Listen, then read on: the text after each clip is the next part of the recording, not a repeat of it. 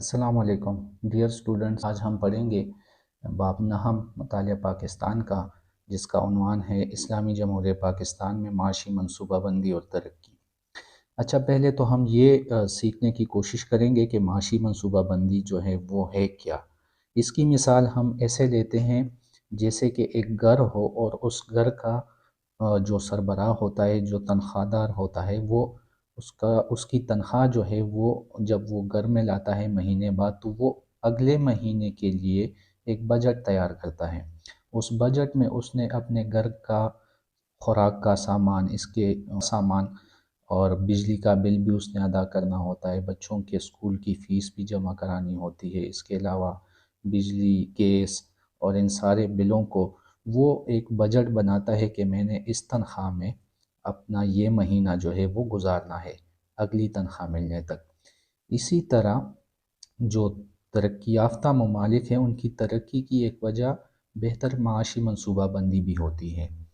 اور اگر ہم پاکستان کی مثال لیں تو پاکستان میں جو ہے وہ بہت زیادہ مسائل ہیں، جس میں غربت، بیماری، ناخواندگی اور بے روزگاری جو ہے وہ سر فہرست ہیں۔ اسی طرح ہم نہ صرف یہ پاکستان کی بات کرتے ہیں، بلکہ پاکستان کے علاوہ بھی دوسرے جو ترقی پذیر ممالک ہیں اس میں بھی یہ مسائل ہوتے ہیں۔ تو ایک ملک کو چلانے کے لیے سب سے بہترین جو طریقہ ہے وہ معاشی منصوبہ بندی کا ہے۔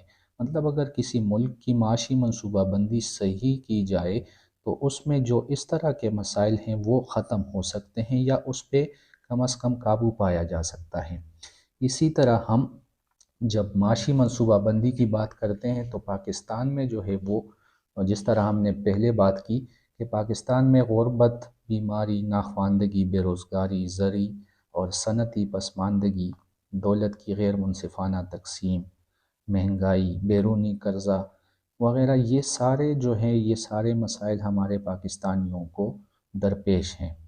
اور یہ سب سے بڑی وجہ ہے ان مسائل کا ہمارے ملک میں ہونا، ان لوگوں کو ان مسائل کا سامنا کرنا۔ تو اس کی سب سے بڑی وجہ جو ہے وہ یہ ہے کہ یہ مسائل اس وجہ سے پیدا ہوئے ہیں کہ ہماری معاشی منصوبہ بندی صحیح طور سے نہیں ہوئی ہے۔ اب ہم بات کرتے ہیں معاشی منصوبہ بندی کے مقاصد کے بارے میں۔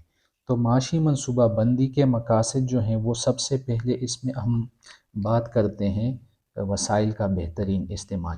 اگر ہمارے پاس معاشی منصوبہ بندی صحیح طریقے سے کی جائے تو ہمارے پاس جو وسائل ہوتے ہیں ہم اس کا بہترین استعمال کر سکتے ہیں۔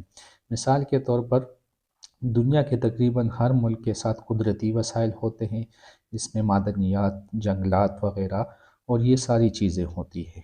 تو ان وسائل کو بہترین طریقے سے ہم کس طرح استعمال کر سکتے ہیں، یہ ہر ملک جو ہے وہ ایک منصوبہ بناتا ہے تاکہ ان تمام وسائل کو بروئے کار لایا جا سکے۔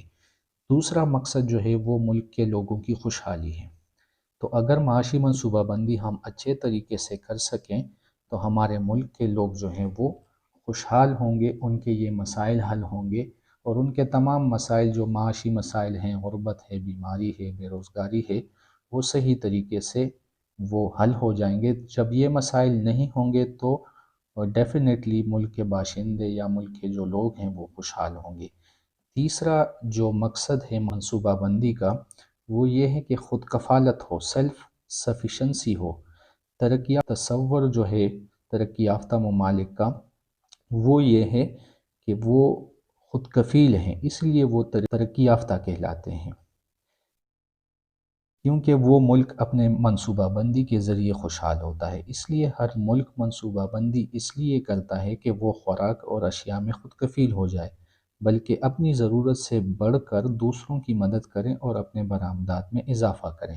اسی طرح جو چوتھا مقصد ہے ہمارے معاشی منصوبہ بندی کا وہ یہ ہے کہ ہماری قومی آمدنی میں اضافہ ہو۔ تو قومی آمدنی میں اضافہ اس صورت میں ہوگا جب ہماری قومی یا ملکی جو معاشی منصوبہ بندی ہے وہ صحیح طریقے سے کی جائے۔ تو یہ چار مقاصد ہیں ہمارے پاس ہماری معاشی منصوبہ بندی کے لیے۔ تو آج کے لیے اتنا ہی، انشاءاللہ نیکسٹ لیکچر میں ہم دوسرے ٹاپک پر بات کریں گے۔